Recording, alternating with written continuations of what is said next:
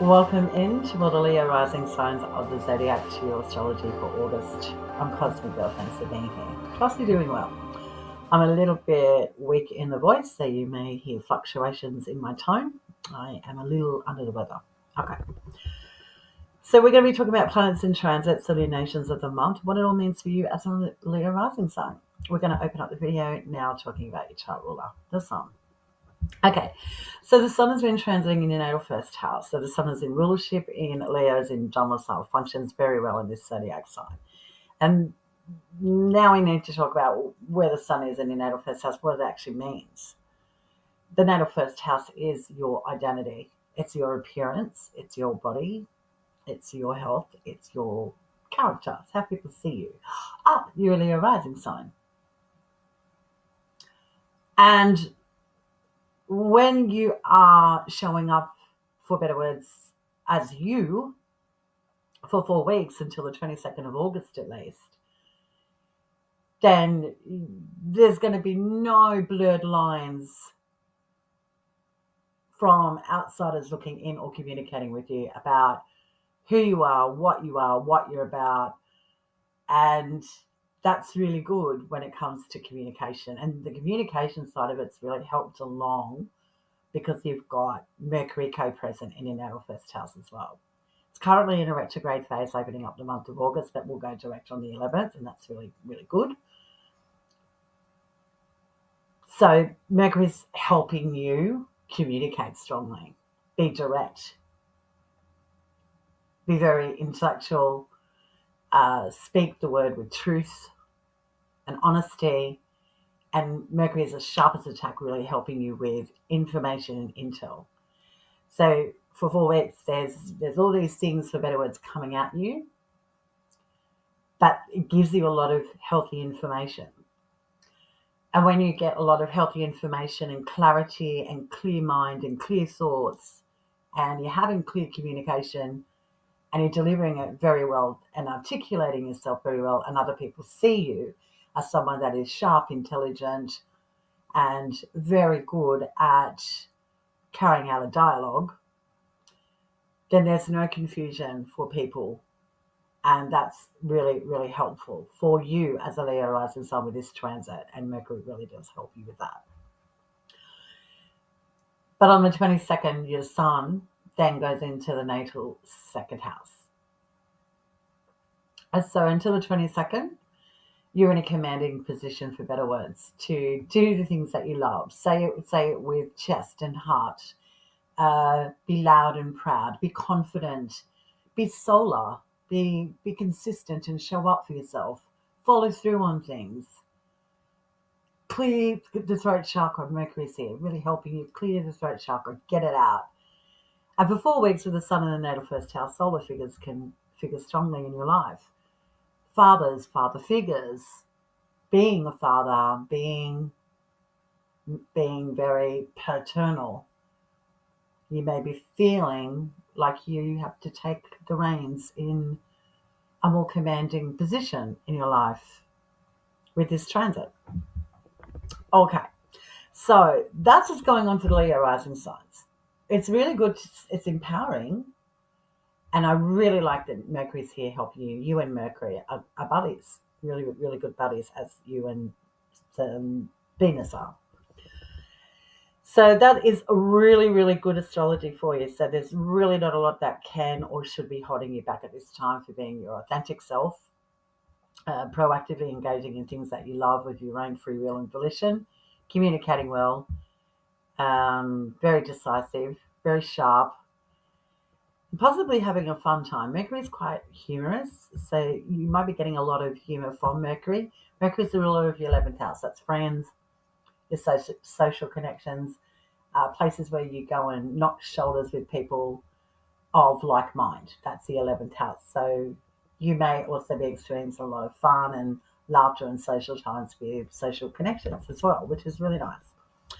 Okay, so that's what's going on for the Leo rising signs opening up the month of August. And then on the 22nd, there's a shift, and we'll talk about that when we get there in the video. But you got Mercury really helping you speak, communicate, and Mercury is really good at bringing you information. So when you've got information, it's easy to make decisions. When you have the correspondence, the data, the analytics and the logistics, then you know what to do with your money. You know where you're going and what you're doing. Mercury is really helping you with that, so that's great.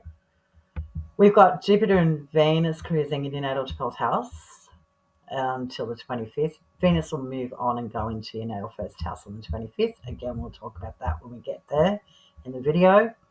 But until the 25th, you've got the two benefics in your natal 12th house of Cancer. Really nice. Both planets really like being in the moon's sign. Jupiter's exalted in Cancer. Venus is of the night sect, connected to the moon, so she's really happy in the moon sign.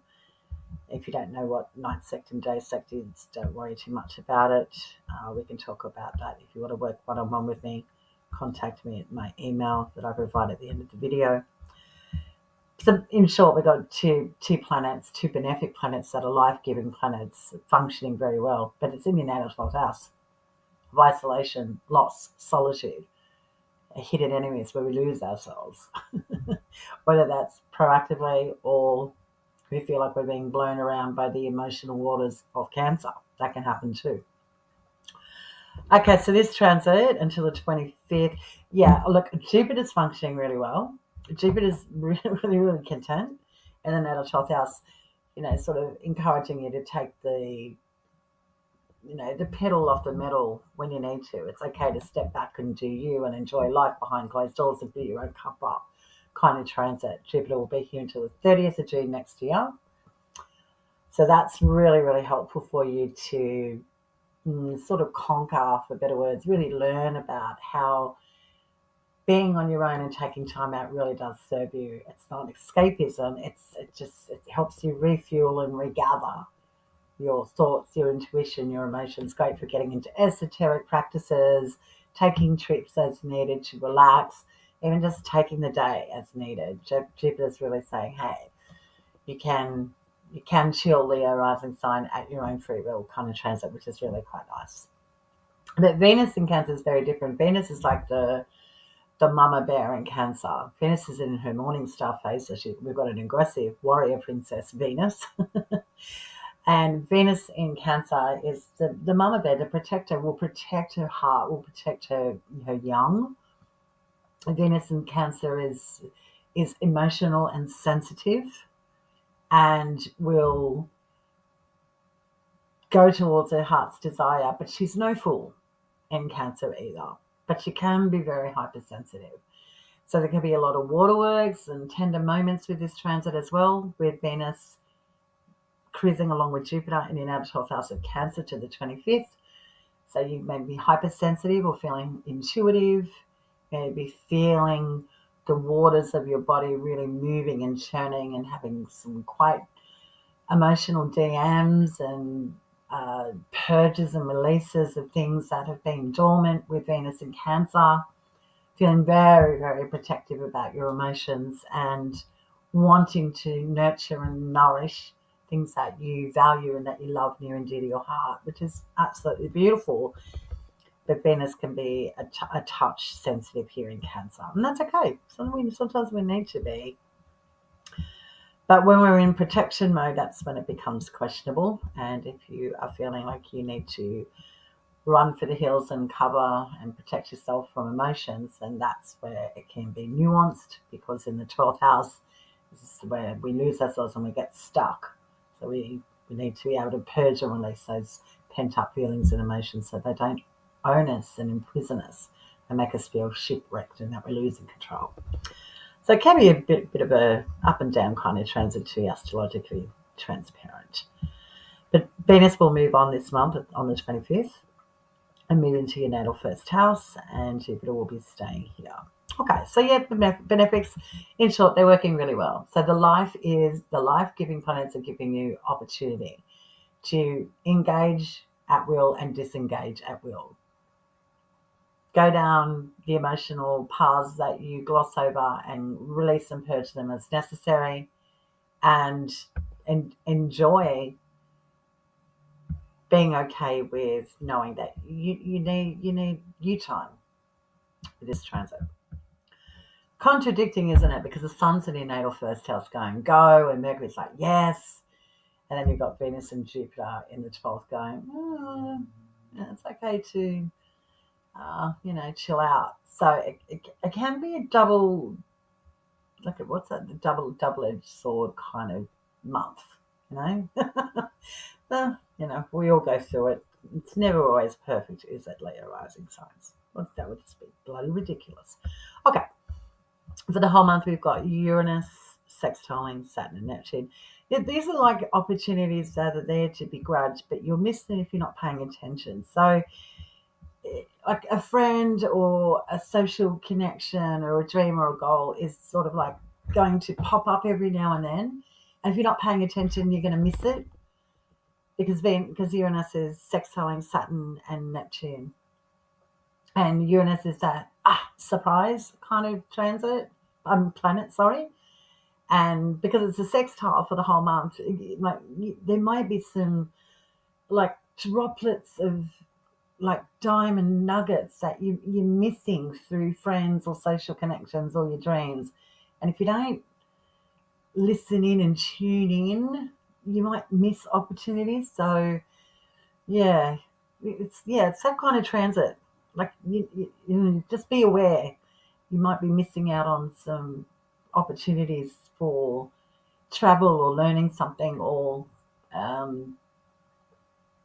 getting into something that's foreign to you or a little bit left field. So if you've got some sort of opportunities and you're too busy or you're too busy Netflixing it all the time, you miss it. It's that kind of transit with Uranus sextiling Saturn and Neptune retrograde from your 11th to the 9th house for the month. Well, maybe you're meant to miss out. I don't know. But it's just that kind of thing because sextiles are easy. If you don't take action on things as they pop up, then you miss out. It's that kind of thing. Pluto is sextiling Saturn from the 1st to the 12th. Okay, so the first 12 days without a planet Uranus, again, connecting nicely in a sextile to Saturn. The sextiles are like the opportunities, but you got to be quick to snag them. So the first 12 days, relationships and other people in your experience, your life, that can be intimate, business partners or therapists, for example, can be extending a olive branch or offering you something that you might go, I'm not too sure if I believe that, that's a good idea to partner up or go forward with that. It's that kind of first 12 days where you're not, again, may not be paying attention, that something's trying to bring something to you, but you could feel, I don't know if I'm ready, kind of first 12 days. So, yeah, it could be a relationship with someone in your life that you're not confident with. So you're not really ready to take that olive branch or connect, is what I'm getting from the 1st to the 12th. Okay, you'll have to leave some comments in the comments section below about this because that's how I see this happening. Like, you're a little bit ginger, I'm not too confident from the 1st to the 12th. Okay, from the 1st to the 31st, so the whole month, Pluto is sextiling Neptune. And Pluto's doing its best in your relationships and partnerships house to, make it easy for you to believe in the unbelievable, but there's sort of like a stubbornness because of Saturn is what I'm getting. It's like you want to go there with someone or connect with something, start something new with someone or partner up with someone, but it's like, it sounds like a great idea, but I'm not too confident kind of transit with Pluto sextiling Saturn and Neptune retrograde. Yeah, again, that's astrologically what I'm getting, not too sure. So feel free to leave any comments in the comment section below. If you're feeling a little bit hesitant, like the faith and belief isn't connecting with the people or the person that's trying to take your hand. If it doesn't feel right, it doesn't feel right. That's a pretty basic mantra to go by in our lives. When something feels really, really good. It's like, yes, that's a fit. But something feels off, it's off. It's not a fit. Well, the 1st of August can feel like that kind of day. When there's just a clash of, come here, this is a great idea. But you sort of know better on this day, on the 1st of August. So straight out of the gate, the first day of the month is very combative.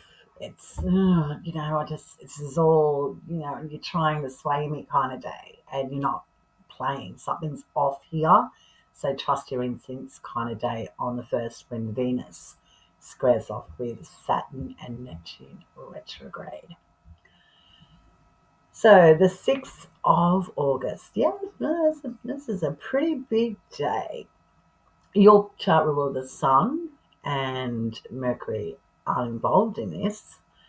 So you're still much filling your own cup and got the eye on the prize. You know what's what and who's who and who. You're not being hoodwinked at all, which is great, especially on the 1st.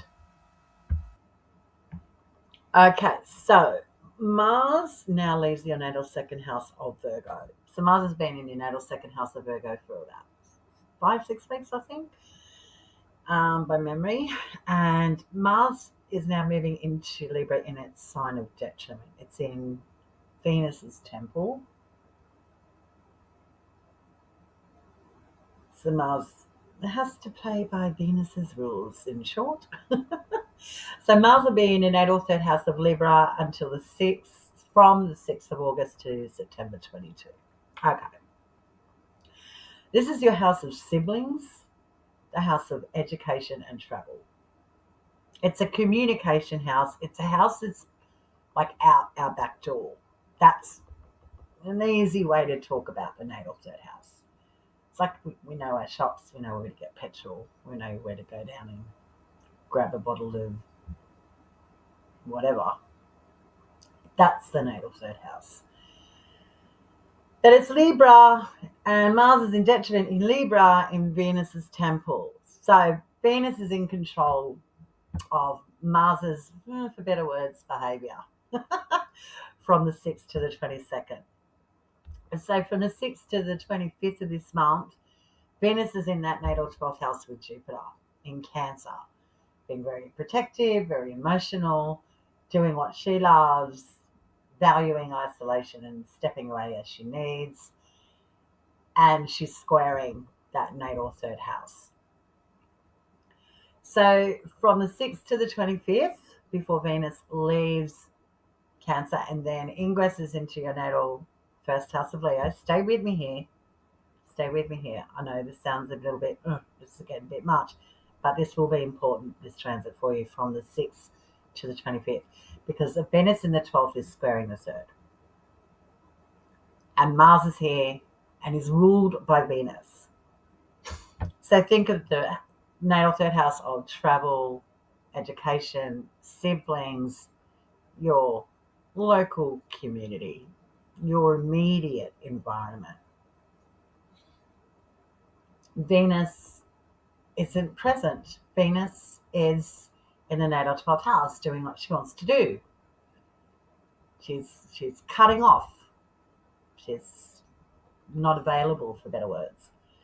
So until the 25th from the 6th, it would be hard going, for better words, to get something moving or have healthy discussions and debates and communicate organically and move around in your community with ease, because Venus is squaring that natal 3rd house in the 12th of Cancer.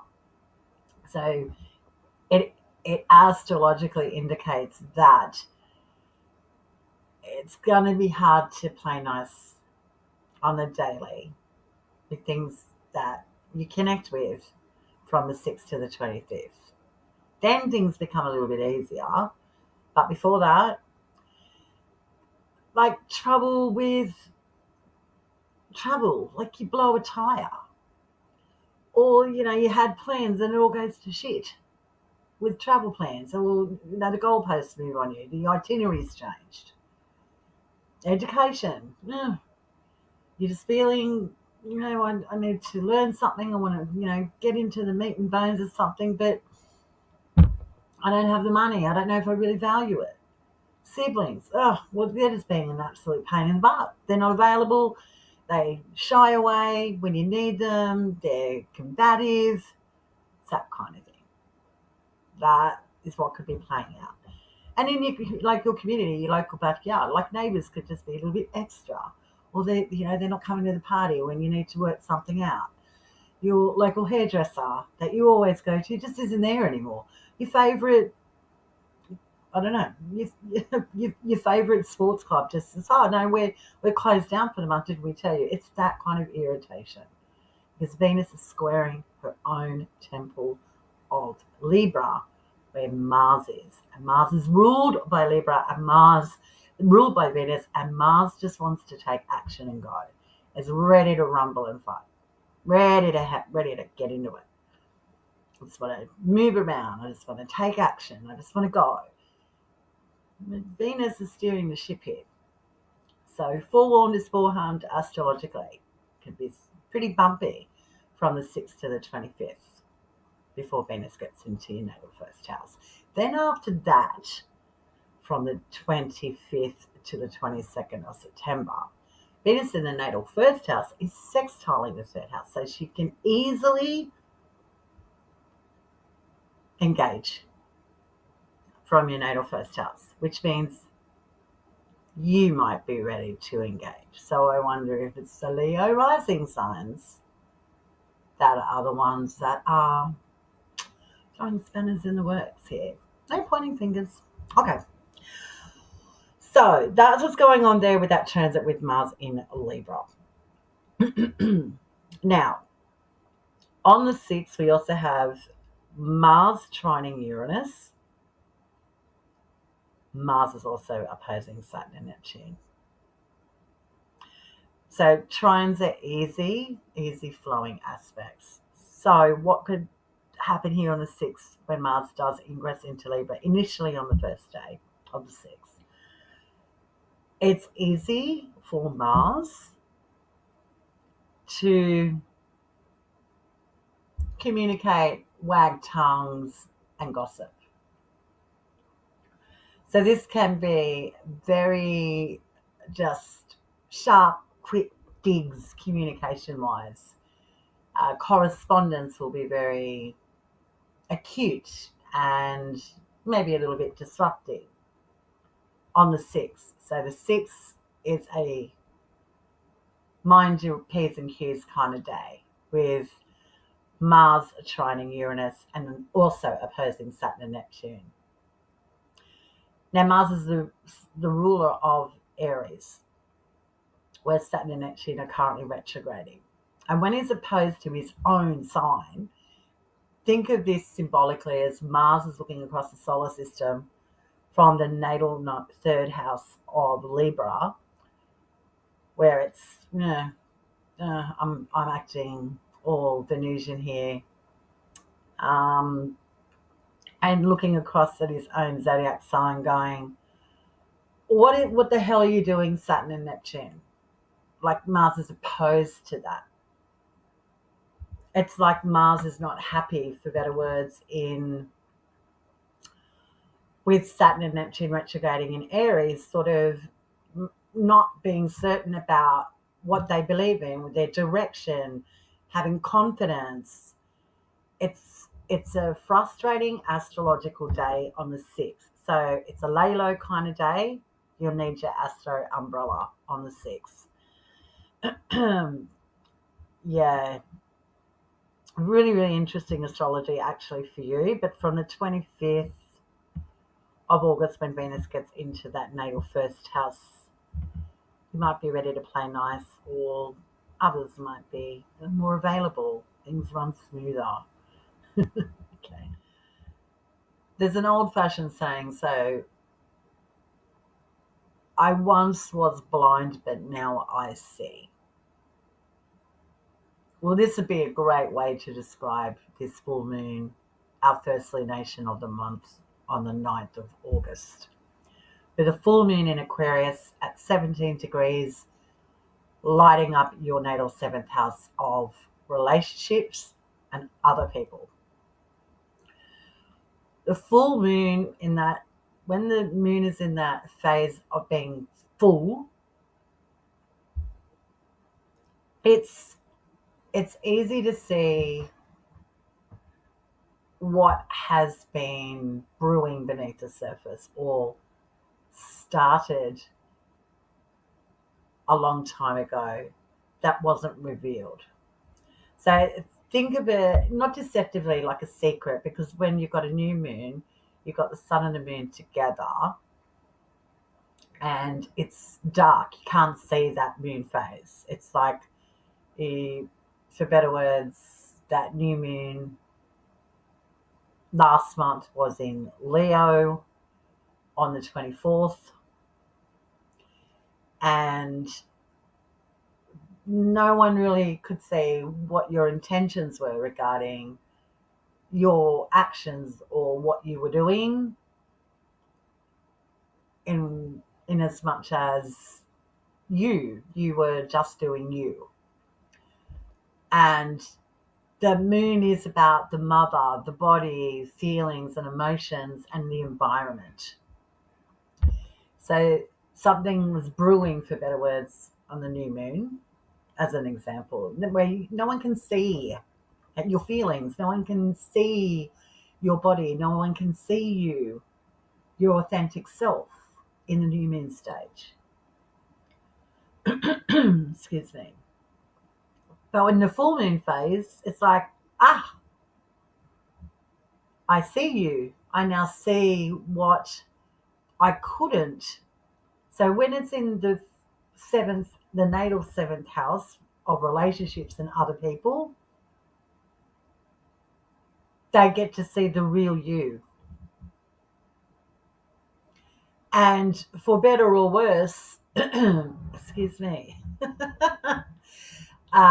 this full moon is bound to pack a punch. You've got Mars also trining Pluto retrograde. So that's a nice, easy flowing aspect astrologically. So Mars not functioning well, as we know, in Venus's sign of rulership, Libra, connecting to Pluto in your relationships house.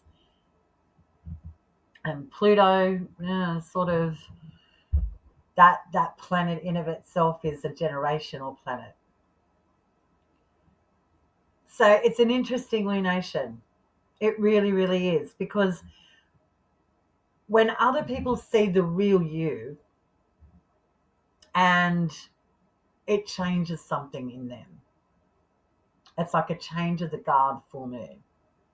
Oh, I didn't know Leo was that strong. I didn't know Leo really was like that. I didn't know Leo was that confident or bold.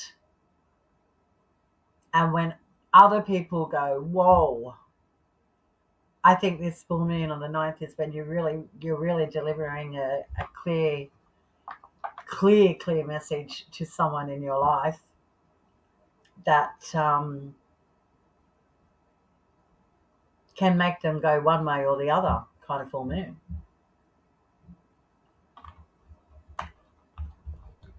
Take you seriously, listen to you,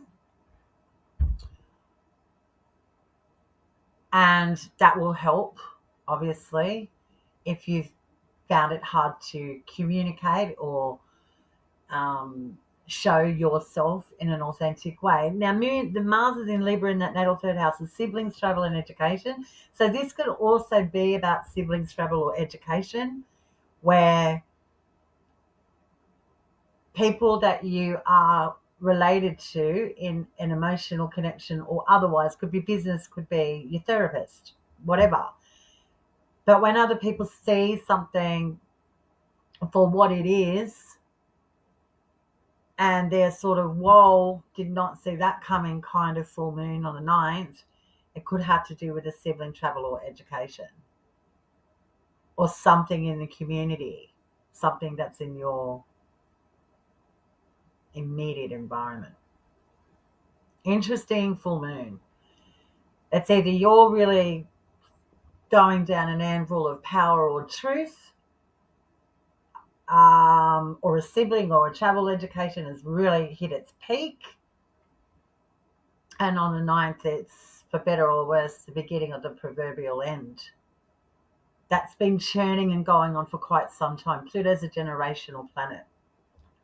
So this can be, I'm not doing relationships like this anymore. This is what I really think and feel. That kind of full moon. Yeah. Quite sassy, actually. But the ruler of Aquarius is Saturn, currently retrograde with Neptune in your natal 9th house. So this sort of brings in another astrological dynamic. Is this full moon where people see the real you, where there's a real declaration of truth and authenticity going on here? Has it got to do with something foreign, foreigners, foreign places, higher education, a belief system or a value system that no one didn't see or know about you? Or maybe someone had faith that, they had you in a corner, but then on the 9th you go, no, you didn't have me in the corner. And they sort of get taken aback on the 9th because they were so sure they had you, kind of thing. Yeah, I don't know. Really interesting. Please feel free to leave any comments in the comment section below about this lunation. Very, very dynamic one at that. Okay, moving on to the 11th. Another big day astrologically. Mercury goes direct at 4 degrees. It's sextiling Mars from the 11th to the 18th. And Venus and Jupiter are conjuncting in the natal 12th house of Cancer at 13 degrees. A lot going on astrologically on the 11th. So, I'm going to do my astrological best to delineate what's going down for you. All right. Well, with Mercury direct in Leo in your natal first house, this is good. It's at 4 degrees. It may bring you back to some sort of conversation or narrative on the 30th of June this month when Mercury station direct retrograde went into shadow at 4 degrees. It may take you back to the 30th of June about a conversation, travel plans, travel itinerary, communication, correspondence, or something to do with finances. And on the 11th, when Mercury goes direct, whatever's been in flux, for better words, in a holding pattern from the 30th, things now move forward.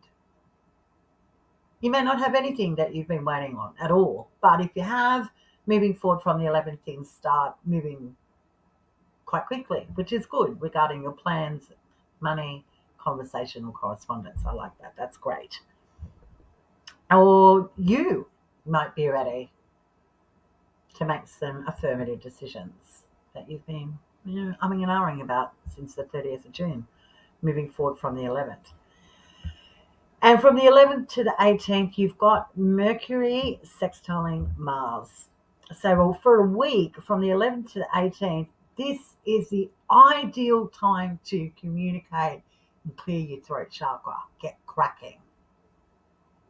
Move towards things that you want to start, what you want to grow, what you want to build, where you want to travel, where do you want to go, what is it that you want to do. From the 11th to the 18th, you've got the cosmic green light to move forward boldly, make financial moves, travel where you want to travel to, communicate at free will. That kind of week. Really nice.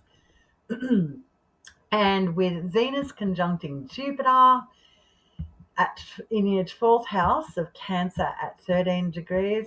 Wowza. Okay, this is big. And two benefics, life-giving planets, are conjuncting in your natal 12th house. I like this day for I value and love this. It's going to be mine. I'm sticking to my guns. I'm protective. I'm vehemently, emotionally and intuitively aware that I know where I'm going, what I'm doing, and the decisions that I make of my own volition. It's just that, and I need no validation from anyone at all, kind of conjunction in your natal 12th house with Venus and Jupiter. So this is the no BS day, the 11th. This is all about trusting that intuition, knowing if it feels good, it feels good. If it doesn't, it doesn't. That kind of day. Use your intuition, use your voice, stand up straight, know your moral and ethical compass, know your values, know what you love, and be damned what anyone else thinks. It's that kind of day on the 11th. I think that full moon had a lot to do with that. Okay, from the 12th to the 31st, we've got outer planet Uranus trining Pluto retrograde. This is all about communication, tongues wagging. This from the 12th to the 31st, this is like phone calls, emails, text messages, a lot of talking, a lot of correspondence, a lot of back and forth going on. So from the 12th to the 31st, it's on kind of thing. And the generational waters are changing, and that gets everyone very heightened after that full moon. So something is shifting here, and it's going to be on. A lot of thinking, a lot of talking, lots and lots of correspondence and communication. On the 22nd, the Sun, your chart ruler, now ingresses into Virgo, into your natal second house until the 22nd of September. Okay. So this is important. This is your chart ruler. He's your avatar in this incarnation. This is where you sit up straight and go, what's going on? Well, this is what's going on. On the 22nd, for 4 weeks, the Sun is going into fastidious, particular, precise zodiac sign of Virgo. In your natal second house of your livelihood, your skills, your resources, assets, and possessions, it's a money house. Things that you value, this is the money house.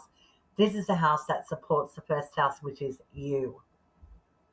Mercury is the ruler of that natal second house, and it's still in your natal first house. So that really helps you, because that means that you're being very clear, sharp as a tack, quick as a whip in making decisions on the fly that are going to serve you in a very strong and healthy way for 4 weeks. You ripper. Okay. So with the Sun in Virgo, this is being in a commanding position to crunch numbers, look at your bank statements, look at anything to do with logistics, analytics, correspondence with a fine-tooth comb. Clear communication. What is it about your livelihood that supports you? Do you want to change something there? Is there changes in your workplace going on for 4 weeks? Or maybe you're just, I'm not sure if this is it for me. Still making up your mind kind of transit.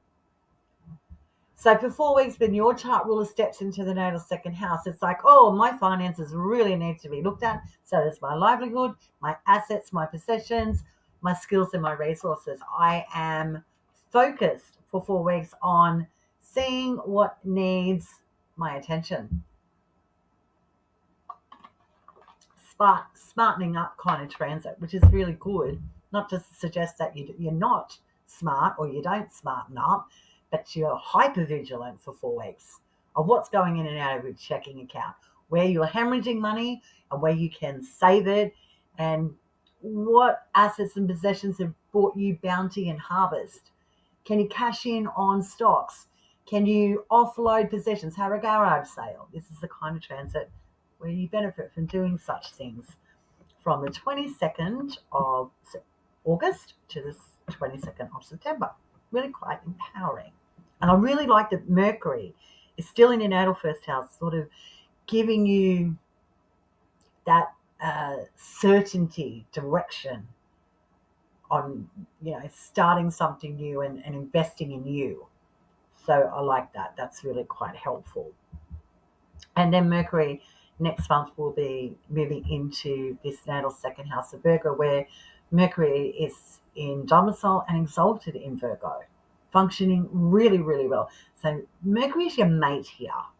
Whatever Mercury is telling you and bringing to you, Really, really helpful. Okay. And when we get to the 22nd of the month, when the sun ingresses into Virgo, we're halfway through the year. The astrological year begins in Aries season, and we get to Virgo season, and Virgo six signs past Aries. That's a halfway point of the solar year. The path of the sun is halfway through its journey before it arrives back to Aries, 2026. So this is a great time to purge and release and cleanse things that, you've held on to the Barbie collection since you were 7. I get that you love it and you value it. But, has it worth so much money that you could really use now to go on a travel trip and start something for yourself? That kind of transit. Do you really need it? Someone else may love it. Offload stuff, possessions that weigh you down. Purge and clear and release them. It's that kind of transit. It's really good. The next day on the 23rd, we have our second lunation of the month, and it's a new moon at 0 degrees of Virgo, conjunct fixed star Regulus in that natal second house. What you value, what supports you, your skills, your resources, your assets, your possessions, your money house. This powerful new beginning on the 23rd is nothing to sneeze at. Okay. So we need to go into the astrological weeds about this because this is important. All right. First things first is this is the first new moon of 2 in Virgo. The next one is happening next month in September, but that is an eclipse. So this new moon is something to sit up and take notice. Sit up and take notice of what you're internally ready to begin, what you're emotionally ready to invest in, for better words.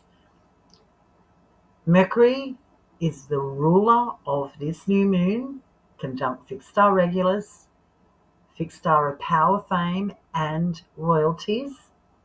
And Mercury is in your natal first house.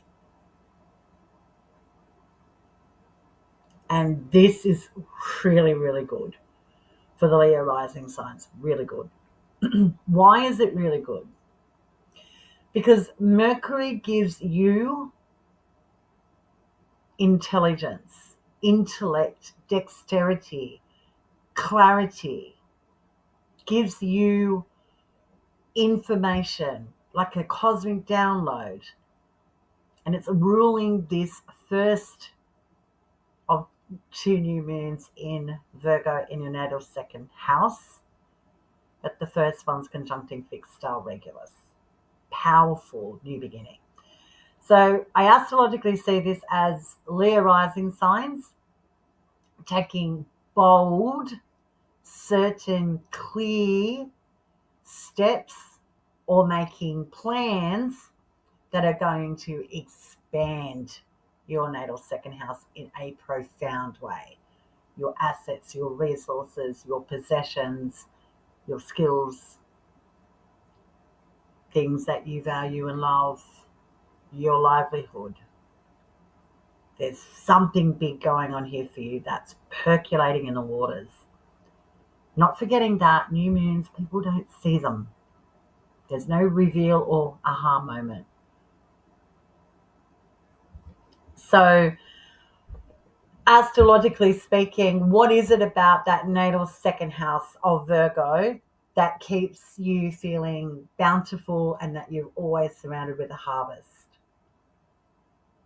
Virgo is that sign, the halfway point of the year, astrologically speaking, where we weigh things up and we can reap the rewards of our harvest. And now there's a new beginning to bring in more harvest, more support. But you're the integral moving part here because the ruler of Virgo is in the natal first house of you, self. So you are taking affirmative action on going, I know where to invest. I know where to put my resources.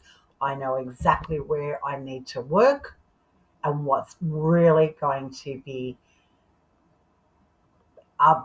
abundant and bountiful and plentiful. I know whether that's an environment, whether that's a new job, whether that's starting something with your physical body. It's like, it's time to go kind of new moon. But it conjuncts that big stuff. I think us moon models here in Terra Firma really are going to underestimate the significance of this new moon.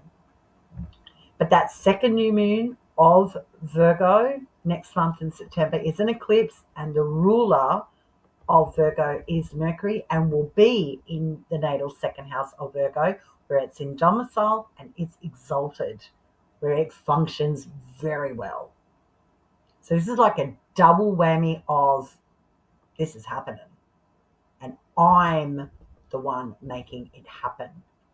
So really, really powerful new moon. All the power to you, Leo rising signs.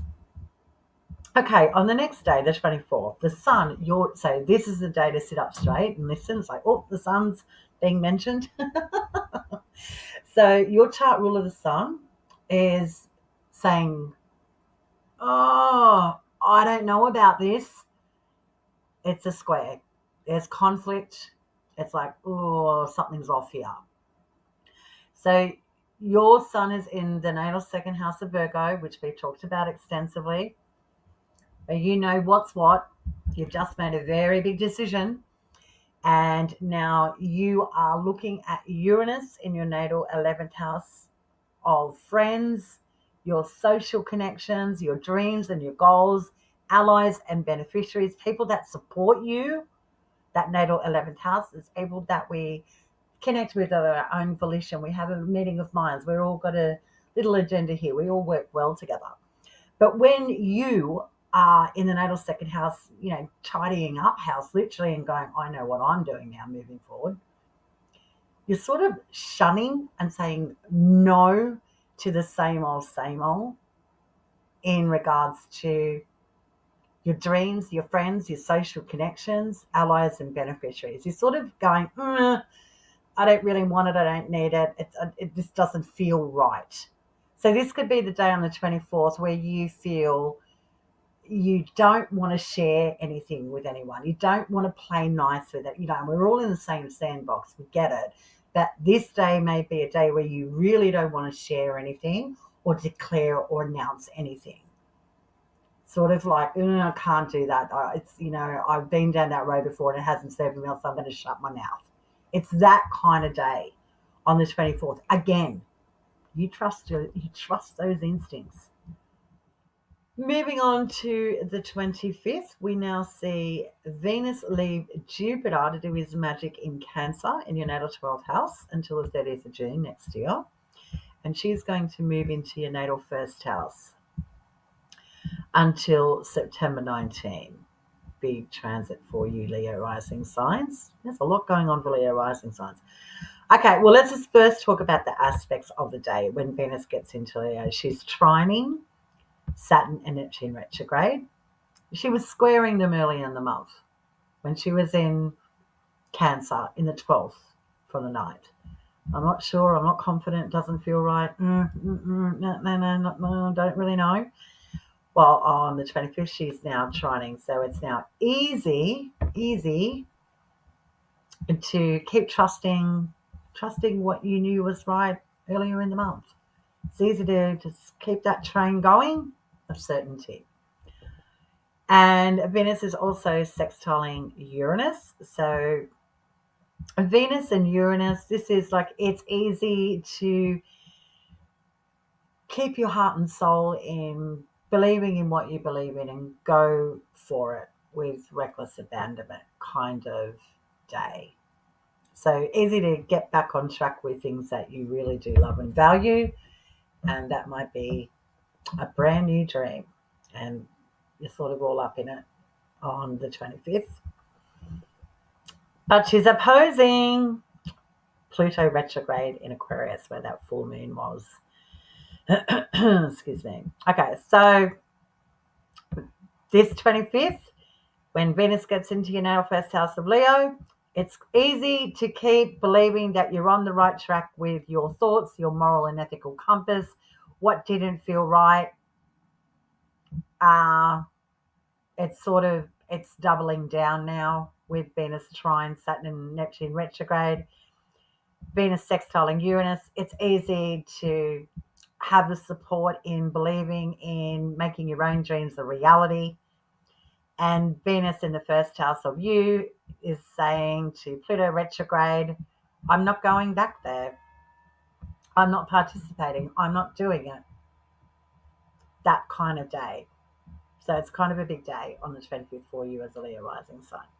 Okay, so let's talk about Venus's transit in your first house from the 25th to September 19th. So we now know that Venus being in the natal first house of your zodiac sign Leo is now sextiling the natal third house of Libra, which is her sign of rulership, where Mars is. So now from the 25th moving forward to September 19th, the natal first house and the third house can now start agreeing. So if you've had some exacerbating times or trouble, for better words, with siblings, trouble, or education, things can now start to become a little bit better, or now that they're close together, things might start becoming a little bit more inflamed and feel like there's a lot of action, conflict, and dialogue going on. So be it, you can handle it. Okay. Venus also rules that natal 10th house of Taurus, which is your career, anything of an official capacity, your public name and identity. And now she's in the natal first house of you, the self, your identity. So this transit feels really empowering. Sort of, I know my moral and ethical compass. I know my values. I know what I love. I know what I'm doing. I know where I'm going. I know what I want to begin. I'm ready to go towards a new relationship with myself. I'm ready to start a new way of interacting with other people.